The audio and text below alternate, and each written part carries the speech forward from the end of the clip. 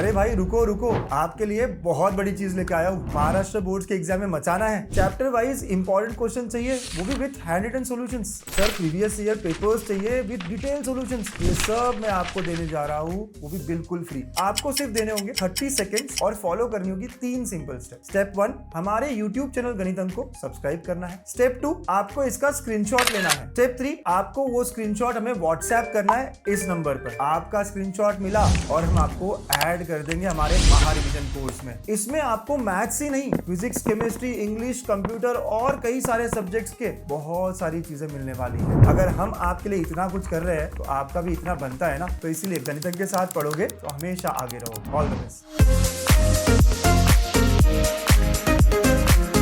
Hello बच्चों, welcome back. और हमारे साथ आपको पता है कि मॉडरेटर है ना, बहुत तगड़ा एक्सपीरियंस है एफसी कॉलेज के, है ना, जयश्री पाटिल मैम। तो ऑलरेडी हम लोगों ने बातें कर ली कि 4 दिन हमने क्या क्या करना है, क्या क्या नहीं करना है, कैसे प्लान करना है। आई एम श्योर आपको ये समझ आ गया होगा, पिछला वीडियो आप देखकर यहाँ पहुंचे होंगे। अब मैम हम बात करने वाले हैं पेपर पैटर्न को लेकर। यस, कितने मार्क का थ्योरी होता है, कितने मार्क का न्यूमेरिकल होता है, ये सारे क्वेश्चंस किस सीक्वेंस में लिखना चाहिए, कैसे पेपर लिखना चाहिए, बहुत सारी बातें मैम बताने वाली है। बहुत इंपॉर्टेंट है, एक मॉडरेटर का पॉइंट ऑफ व्यू जानना बहुत जरूरी होता है। यार पेपर आप लिख लोगे लेकिन मार्क्स देने वाले ये है, राइट? तो कैसे चेक करते हैं, क्या करते हैं, सारी बातें हम देखेंगे। Over to you ma'am. Yes, hello बच्चों। लास्ट वीडियो में हमने डिस्कस कर लिया था कि ये कैसा डेली एक रिवीजन का प्लान होना चाहिए। अभी हम डिस्कस करने वाले आज कि पेपर पैटर्न कैसा होता है। So as you know very well, जो पेपर पैटर्न होता है हमारा फिजिक्स का, उसमें 4 सेक्शंस होते हैं। Section A, B, C and D. जो सेक्शन ए होता है that is included with MCQs और वेरी शॉर्ट आंसर, जिसका वेटेज होता है 1 मार्क का। उसके बाद जो सेक्शन बी होता है उसमें टोटल 12 क्वेश्चंस होते हैं एक्चुअली। उसमें से आपको सिर्फ 8 ही अटेम्प्ट करने होते हैं and these are combinations like theory plus numerical. जो सेक्शन ए है उसमें नो ऑप्शन, मतलब कंपलसरी वो सेक्शन होता है। उसमें तो पूरा लाइक थियोरेटिकल प्लस न्यूमेरिकल, हाँ वो लिखना ही हमें पूरा। उसके बाद आता है सेक्शन सी, वो जो डिस्क्रिप्टिव पार्ट होता है, कि इसमें भी हमें ऑप्शन है आउट ऑफ 12 8 हमें अटेम्प्ट करने हैं। और यहाँ पे लॉन्ग थोड़ा सा डेरिवेशंस और न्यूमेरिकल्स आते हैं, तो ये लेंथी सेक्शन होता है। और सेक्शन डी जो होता है वो somewhat similar to section B, क्योंकि सेक्शन बी में कैसे 2 मार्क्स को क्वेश्चंस होते हैं, वैसे ही डी सेक्शन जो होता है उसमें भी 2+2 का पैटर्न होता है। So what I suggest is वो 2+2 पैटर्न भी हम कर सकते हैं इन सेक्शन डी। वो आएंगे हम डिस्कशन के लिए नेक्स्ट स्लाइड में। सो यहाँ पे ये जो कंपल्सन है फॉर लाइक न्यूमेरिकल्स, वो लॉग से ही करने पड़ते हैं। लेकिन अभी from past 2 years what I have seen is जो नंबर्स देते हैं ना न्यूमेरिकल्स में, वो थोड़े से मल्टीपल्स होते हैं। अच्छा, इजी तो थोड़ा सा इजी हो जाता है। और एट द लास्ट मोमेंट अगर रेशियो होगा कुछ मल्टीप्लिकेशन, वहां पे सिर्फ लॉग यूज करना पड़ता है। अदरवाइज अगर सिंपल रेशियो होगा सो द बच्चा directly can like write the answer. So log table wherever is necessary has to be used. उसके बाद वो जो क्वेश्चन पेपर होता है उसमें राइट साइड को जो नंबर्स होते हैं those are actually the marks, that is weightage for each like section. और जब भी हम सेक्शन ए के एमसीक्यूज लिखते हैं तो the fashion in which it should be written is, जो ऑल्टरनेटिव्स होते हैं ए बी सी डी, वो तो कंपल्सरी लिखने हैं। मतलब ए लिख दिया एंड ब्लैंक, ऐसे नहीं चलता है। बी लिख दिया blank. So the thing is while writing the MCQ, write both correct alternative as well as correct answer. तो ही मार्क्स A of 55 न्यूटन्स। या करेक्ट पूरा। यहाँ पे सेंटेंस लिखने की जरूरत नहीं। 55 न्यूटन लिखा तो या नो मार्क्स। A लिखा तो A नो मार्क्स। दोनों लिखेंगे तब दोनों लिखेंगे A 55 newton, then only you are getting full marks for that. Otherwise अगर मैंने सिर्फ ऑल्टरनेटिव लिख दिए या फिर सिर्फ आंसर लिख दिया, सो 0 marks for that. Very important. मतलब अगर कोई फेल हो रहा हो तो भी नहीं देते आप? नहीं, वैसे नहीं होता है, क्योंकि एक स्ट्रैटेजी होता है कि नहीं देना है तो नहीं देना है। सो बी केयरफुल ना, लाइक ये लिखते वक्त ही ऐसे ही फैशन में लिखो आप ऑल्टरनेटिव, करेक्ट ऑल्टरनेटिव और उसका आंसर जो होगा वो। और जब भी हम ये एमसीक्यू लिखते हैं तो बहुत बार मैंने ऐसे देखा है वाइल मॉडरेटिंग द पेपर्स कि फर्स्ट अटेम्प्ट कर लिया, फिर सेकंड अटेम्प्ट कर लिया, फिर थर्ड कर लिया, और एबीसीडी सब लिखते जाते हैं बच्चे। फर्स्ट अटेम्प्ट में ये लिखा, हाँ, तो जो पहला अटेम्प्ट होता है वो ही चेक होता है। हाँ, ये करते, बहुत होशियार है बच्चे, राइट। और सेकंड अटेम्प्ट में अगर बहुत ज्यादा क्वेश्चंस करेक्ट आ रहे हैं, लेकिन first attempt is the last one, तो आप कितने भी बार लिख लो आंसर, जो फर्स्ट अटेम्प्ट होगा सेकंड टाइम आप देखते ही नहीं, सीधा कट कर देते हैं, डायरेक्टली कट हो जाता है वो, नो मार्क्स, रिपीटेड ऐसा उसके ऊपर रिमार्क आ जाता है। और हर एक बच्चे को ये भी, मतलब अगर री इवैल्यूएशन के लिए डालना है तो वो बच्चा डाल सकता है, उसमें उसको जेरोक्स मिलता है एक्चुअली। अच्छा। उसमें वो बच्चा देख सकता है कि क्यों मेरे मार्क्स कट हो रहा है, क्योंकि रिपीट हो रहा है।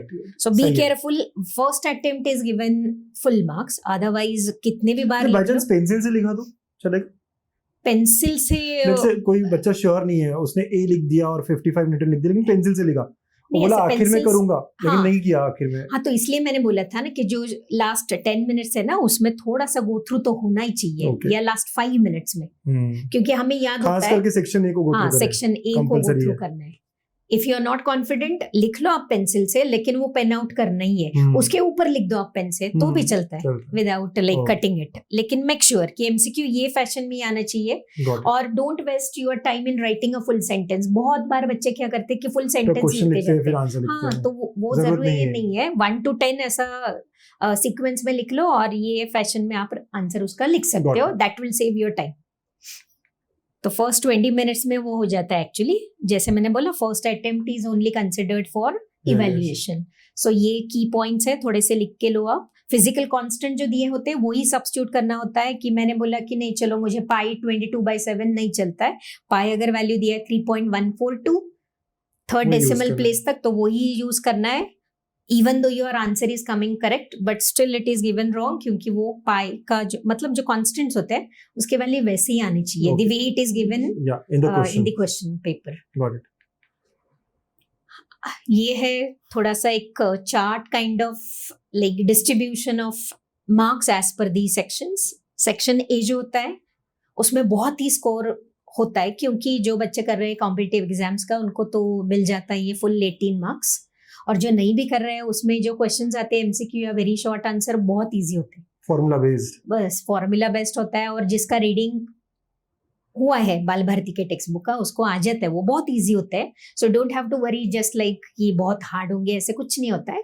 और हिंट जो होता है वो हिंट वो सेंटेंस में होता है। हर सेक्शन में मैडम न्यूमेरिकल है, हर सेक्शन में न्यूमेरिकल है, क्योंकि न्यूमेरिकल का प्रैक्टिस तो होना ही चाहिए। और फिजिक्स है तो मैथमेटिक्स को कैसे छोड़ दे हम, बिकॉज अगर कोई न्यूमेरिकल से डरता हो तो थ्योरी भी काफी है, थ्योरी भी मोर देन सफिशिएंट है, क्योंकि आप अगर देख लेते हो 10 एमसीक्यूज जो है उसमें 7 तो थ्योरी बेस्ड है, 3 सिर्फ जो है वो न्यूमेरिकल बेस्ड है। वो भी सिंपल होता है, फिक्स पैटर्न नहीं है, मतलब ये सीक्वेंस ही होता है, फर्स्ट 7 थ्योरी, उसके बाद 3 नीचे के न्यूमेरिकल्स। यहाँ पे भी 6 थ्योरी स्ट्रेट वे होता है और लास्ट होता है वो न्यूमेरिकल बेस्ड होता है। मेरे लिए भी नया है, अच्छा बताया आपने। थोड़ा सा ये मैंने जैसे मैंने बोला कि वो एनालिसिस करके मैंने बनाया कि लाइक कैसे हम बच्चों को थोड़ा सा गाइड कर सकते हैं कि जिनको लगता है कि नहीं मुझे न्यूमेरिकल नहीं आ सकता, they can leave with the numerical for that moment. अगर याद आया लास्ट मोमेंट पे कि चलो ये फॉर्मूला है और आ गया मेरा आंसर, सो ये कैन और she can go with the answer. तो इसमें प्लस पॉइंट क्या होता है कि एमसीक्यू जो होता है ना उसमें हिंट दिया होता है। ओके। अगर बच्चा ठीक से पढ़ लेता है ना वो हिंट, तो वो हिंट में से ही आंसर होता है actually. So this is a pattern actually, क्योंकि जो बच्चे अभी कॉम्पिटिटिव का करते हैं उनको तो पता होता है कि एबीसीडी में से कौन सा करेक्ट आंसर होता है, लेकिन हमने फिर सोचा कि चलो जो बच्चे का नहीं करते कॉम्पिटिटिव एग्जाम उनके लिए भी इजी होना चाहिए, तो बोर्ड ने वैसा थोड़ा सा सैचुरेट किया है, उसको थोड़ा डाइल्यूट करके दिया है। मिल जाए सबको 10, हाँ सबको मिल जाते हैं वैसे। उसके बाद आता है वेरी शॉर्ट आंसर। तो इसमें थोड़ा सा एक मुझे बताना है कि जैसे हम जब भी हम आंसर लिखते हैं, ये 1 सेंटेंस आंसर होते हैं या फिर 1 वर्ड। तो एक बार पूछा गया था कि आइडियल वोल्ट मीटर जो होता है उसका रेजिस्टेंस कितना होना चाहिए, तो मैंने लिख दिया इन्फिनिटी, वर्ड्स में लिख दिया या फिर साइन लिख दिया मैंने इन्फिनिटी का, तो भी फुल मार्क्स मिल जाए। Okay. So that is a plus point of very half short mark मिलता आंसर। है इसमें? नहीं, हाफ नहीं मिलता हाफ है, का कोई provision नहीं है? जीरो या फिर 1। Half okay. मार्क्स तो नहीं मिलता है यहाँ पे। लेकिन जैसे मैंने बोला 1 वर्ड आंसर है तो बहुत सिंपल जाता है ये। अगर मैंने पूछा कि ये कितना होता है, like work done, whenever a particle is performing UCM work done कितना होता है एक रिवोल्यूशन में, 0, तो बच्चे ने लिख दिया 0 या फिर वर्ड्स में लिख दिया 0, फुल मार्क्स। पूरा स्टेटमेंट भी लिखने की जरूरत नहीं है। पूरा स्टेटमेंट भी लिखने की जरूरत नहीं, क्योंकि वहां पे टाइम हम थोड़ा सा सेव कर सकते हैं। उसके बाद यहाँ पे जो न्यूमेरिकल्स पूछे जाते हैं वेरी शॉर्ट आंसर में, तो वहां पे डायरेक्टली आंसर लिखा बच्चे ने तो भी चलता है। ओके, कैलकुलेशन दिखाने की जरूरत नहीं। कैलकुलेशन नहीं, फॉर्मूला भी नहीं लिखा तो भी चलता है। डायरेक्टली मैंने आंसर लिख दिया कि 10 न्यूटन आ रहा है आंसर, तो 10 Newton without fail form unit लिखना चाहिए। अगर यूनिट मिस आउट तो सिर्फ 10 लिखा तो 0 कि हाफ नहीं मिलता। हाफ भी नहीं, 0 या फिर 1, इट डिपेंड्स कि अगर वो बच्चा कैसे पोजीशन पे है अभी, कि कितना स्कोर कर रहा है, तो उसके हिसाब से थोड़ा बहुत ऊपर नीचे कर सकते हैं। लेकिन ये जो है ना, ये फर्स्ट 20 मिनट्स में हम कंप्लीट कर सकते हैं। हाफ एन आवर ले लो, फर्स्ट हाफ एन आवर जो होता है the moment you are getting paper in hand, हाँ, तो 18 मार्क्स हमारे हाथ में होते हैं। यहाँ पे भी 18 मार्क्स मिल जाते हैं, वहां पे 25 अगर होंगे तो वहां पे ही पासिंग हो जाता है अपना। Correct. So this way you can score. अभी आते हैं हम सेक्शन बी। ये हो जाने के बाद within first half an hour section B, ये short answer kind of question होते हैं जिसमें 2 मार्क्स का वेटेज होता है। सो अगेन यहाँ से हमारा ऑप्शन स्टार्ट होता है कि आउट ऑफ 12 8 करने हैं बच्चों को।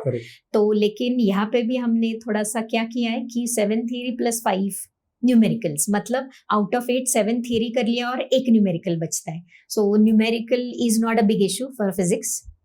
जो बच्चे डरते हैं न्यूमेरिकल से, उनके लिए तो मतलब बहुत ही अच्छा बनाया है। और जो सेक्शन बी है ना, उसमें मोस्टली क्या आता है, डेफिनेशंस आते हैं। श्योर डेफिनेशंस आते हैं, प्रिंसिपल्स आते, लॉ आते, स्टेटमेंट्स उसके, ग्राफ्स आते हैं, उसके बाद डिस्टिंग्विश आता है। तो ऐसे जो छोटे छोटे डेरिवेशंस भी होते हैं वो भी पूछते हैं इसमें। 2 मार्क्स के जो ये है सेक्शन बी, उसमें वो आता है।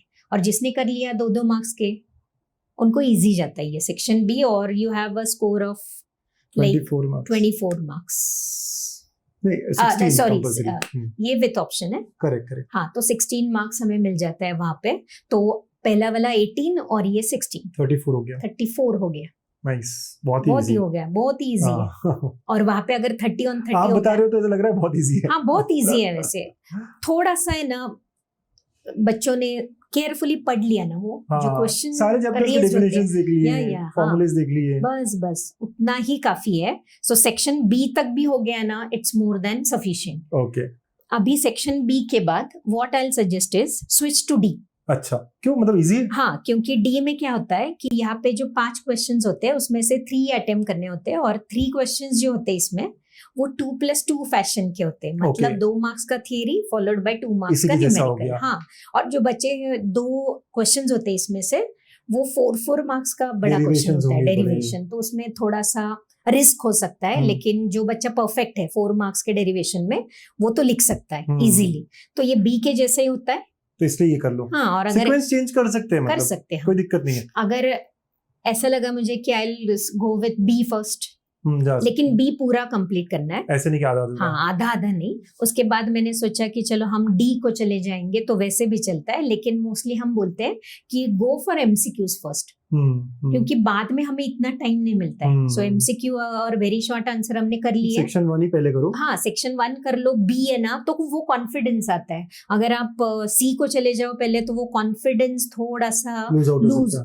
हो सकता है। सो गो विथ ए, बी, उसके बाद डी को भी जा सकते हो, लेकिन कंप्लीट दैट सेक्शन। ओके। और उसके बाद जो लास्ट 1 आवर होता है उसमें ये सी सेक्शन हम कर सकते हैं। सी सबसे डिफिकल्ट सेक्शन है। हाँ, डिफिकल्ट मतलब लेंथी होता है। हाँ, डिफिकल्ट ऐसे नहीं, लेकिन बहुत लेंथी होता है। 3 मार्क्स के बड़े डेरिवेशंस होते हैं, बहुत सारे लाइक डायग्राम्स हो सकते हैं, उसके बाद डिस्टिंग्विश होता है उसमें। तो it takes lots of time to complete with the section C. और यहाँ पे हमें मिलते हैं फिर 24 मार्क्स। तो यहाँ पे भी ऑप्शन है सेम थिंग, 7T+5 न्यूमेरिकल्स। लेकिन a child can't go for 7 theory plus 1 numerical. It will take too much time. इतना टाइम ही नहीं है हमारे पास। लेकिन अगर ऐसे होता है कि चलो एक क्वेश्चन है उसमें 3 डेफिनेशंस पूछ लिए, दूसरा क्वेश्चन है उसमें 3 ग्राफ्स पूछ लिए, जैसे सीबीएसई पैटर्न होता है वैसे अगर होता है, तो फिर हो सकता है, अदरवाइज यहाँ पे तो करना ही पड़ता है, 2-3 न्यूमेरिकल तो करनी पड़ेंगे ना टाइम मैनेज करने के लिए। लेकिन अगर if you are not confident about the numericals जो भी पूछे जाते हैं यहाँ पे, तो उसमें फॉर्मूला लिख लो, एटलीस्ट थोड़ा बहुत सब्स्टिट्यूशन कर लो, तो स्टेप्स मार्किंग मिल जाता है। और हर एक सेक्शन में अगर आपको हाफ हाफ ऐसे मिलता है सपोज, तो वो राउंड ऑफ हो जाता है। जैसे कि अभी ए सेक्शन में नहीं होता है वैसे, लेकिन बी सेक्शन में अगर बच्चे को मिल जाते हैं 14.5, तो वो राउंड ऑफ हो जाता है, हो जाएगा। हाँ, वो सी में भी वैसे ही होता है। तो एक वो ऐसा नहीं कि आधा आधा इन दोनों का ऐड हो, इधर अलग इधर अलग, तो इजी थोड़ा सा, हाँ, लेकिन ब्लैंक नहीं छोड़ना है, कुछ भी ब्लैंक नहीं छोड़ना है कि अगर अभी नहीं याद आ रहा है तो सिर्फ नंबर लिख लो आप कि क्वेश्चन नंबर 3, ये अभी याद नहीं आ रहा, छोड़ दो। लेकिन कुछ भी अनअटेम्प्टेड ऐसे नहीं रहना चाहिए और ब्लैंक भी नहीं होना चाहिए, कुछ तो भी लिखो। डायग्राम थोड़ा बहुत याद आ रहा है, डायग्राम भी हम मतलब थोड़ा बहुत तो ट्राई कर सकते हैं। डेरिवेशन के स्टेप्स नहीं आ रहे, लेट इट बी, डायग्राम मैंने बना लिया, एक स्टेप याद आ रहा है, उतना तो लिख लो। राइट, हाफ मार्क कुछ तो देगा शायद आपको। हाँ, करेक्ट। थोड़ा सा बूंद बूंद मिला के तो सागर बनता है, वैसे ही हम थोड़ा सा, उन बच्चों के लिए बात हो रही है जिनका थोड़ा घड़ा खाली है। हाँ, उनके लिए चल रहा है ये। सो लाइक ऐसे ये थोड़ा सा प्लान आउट कर लो तो इजी हो जाता है। और जैसे मैंने बोला ना कि सिर्फ बुक लेके नहीं बैठना है, थोड़ा सा स्ट्रेटेजी प्लान चाहिए कि हाँ, मुझे ये इतने मार्क्स तो मिलने ही चाहिए एमसीक्यू और वेरी शॉर्ट आंसर में, यहाँ पे मैं कर सकता हूँ। चलो 34 तो हर एक को मिलना चाहिए। हाँ, हर एक को मिलने चाहिए। Correct, nice. सो अभी बात कर लेंगे हम कि डिफिकल्टी कैसे होता है एज पर बोर्ड पैटर्न। की जो क्वेश्चंस आते हैं हमारे, वो इजी जो होते हैं वो 30% होते हैं। 30% तो सबको ही मिल जाते हैं, 29 मार्क्स हर एक बच्चा अटेम्प्ट कर सकता है। वो एवरेज होता है थोड़ा सा 50% होता है, क्योंकि थोड़ा सा हमें चैलेंज भी चाहिए पेपर में। और जो बच्चे इंजीनियरिंग, मेडिकल या फिर कॉम्पिटिटिव एग्जाम्स कर रहे हैं, उनके लिए थोड़ा सा चैलेंज होना चाहिए, इसलिए डिफिकल्टी 20%। सो जो बच्चे ऑन एन एवरेज है उनको सिर्फ 80% का ही सोचना है, 20% छोड़ दो आप। और इतना भी नहीं डिफिकल्ट होता है वो, क्योंकि जो आता है वो टेक्स्ट बुक में से ही आता है। रेयरली वो जो न्यूमेरिकल्स आते हैं वो आउट ऑफ द टेक्स्ट आते हैं। सो हम बात करेंगे सिर्फ 80% का, like it's very easy then, बड़े आराम से। उसके बाद 80% ऑफ 98 मतलब पूरा ही हो गया ना, 70 में 70। हाँ, पूरे हो गए। और अभी ये जो बोर्ड ने दिया हुआ है वो एक टाइम मैनेजमेंट का दिया है कि अगर if you want to finish with the section A, तो वो फर्स्ट एमसीक्यू जो पार्ट है वो 20 मिनट्स में होना ही चाहिए। उसके बाद नेक्स्ट 16 मिनट्स में आपका वेरी शॉर्ट आंसर होना चाहिए, और वहाँ पे टाइम हम सेव कर सकते हैं, क्योंकि जैसे मैंने बोला 1 वर्ड का आंसर होता है, फुल सेंटेंस लिखने की जरूरत नहीं। न्यूमेरिकल का डायरेक्ट आंसर लिख दिया तो भी चलता है। सो पहला जो आधा घंटा है वहाँ पे सेक्शन ए कंप्लीट होना ही चाहिए। अगर if you are not confident, leave place in between और switch over to B.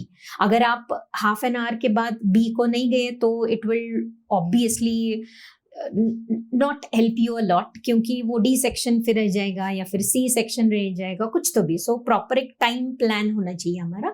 So section B हम जब भी स्टार्ट करते हैं तो वो भी हाफ एन आवर में होना चाहिए, तो मतलब 1 आवर हमारा हो गया सेक्शन ए सेक्शन बी। फिर हम अगर स्विच करते हैं section D, again half an our, 40 minutes. हाँ, तो वैसे प्लान कर सकते हो। और बाद में आप जा सकते हो सेक्शन सी को, अगर बच्चे को ऐसा लग रहा है कि नहीं सेक्शन डी नहीं चाहिए, तो like you can go with section C में 1 घंटे का टाइम सेक्शन सी 1 घंटा, और जो 15 मिनट्स का टाइम है अभी बढ़ा के दिया है 10 मिनट्स एक्स्ट्रा, वो बेनिफिट है अभी। तो उसमें चेकिंग तो होना चाहिए पेपर का, क्योंकि may be many a times बाद में रिकॉल होता है कि ये मेरा एमसीक्यू जो है उसका आंसर, अरे ये वाला आंसर है। एक्स्ट्रा क्वेश्चंस लिखने चाहिए क्या मैम? एक्स्ट्रा इतना टाइम ही नहीं मिलता है एक्चुअली, पर कभी गलती हो जाए, कुछ हो जाए तो। हाँ, तो एक्स्ट्रा कहाँ पे स्कोप होता है? सेक्शन बी में।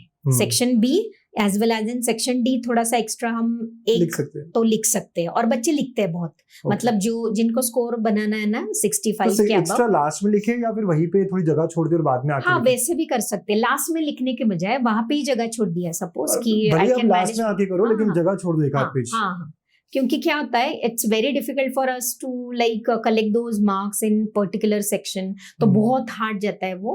और कभी कभी काउंटिंग में थोड़ा मिस्टेक हो सकता है, ऐसा एरर।